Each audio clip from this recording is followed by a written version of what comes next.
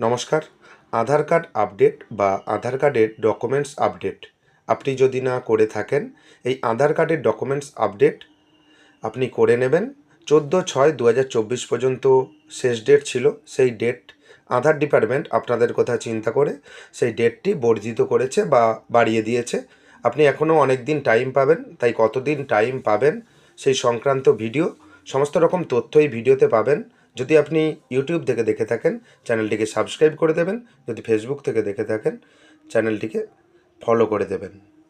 প্রথমত আপনি আধারের অফিসিয়াল ওয়েবসাইটে চলে আসবেন এবং আপনার সুবিধার্থে এই ওয়েবসাইটের লিঙ্ক আমি ডেসক্রিপশন বক্সে দিয়ে রাখবো। ওখান থেকে আপনি ডিরেক্টলি এই ওয়েবসাইটে প্রবেশ করতে পারবেন এবং মাই আধার যে অপশান রয়েছে, মাই আধার অপশানে আপনি ক্লিক করবেন।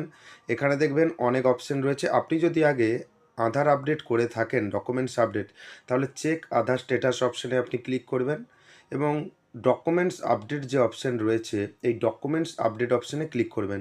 এখান থেকেই আপনি জানতে পারবেন যে আধার আপডেটের date, POI, proof of identification, proof of অ্যাড্রেসের যে ডেট কতদিন পর্যন্ত বর্ধিত করা হয়েছে বা বাড়ানো হয়েছে, আপনি বিনামূল্যে কতদিন পর্যন্ত আপডেট করতে পারবেন। ডকুমেন্টস আপডেট অপশানে আপনি ক্লিক করবেন।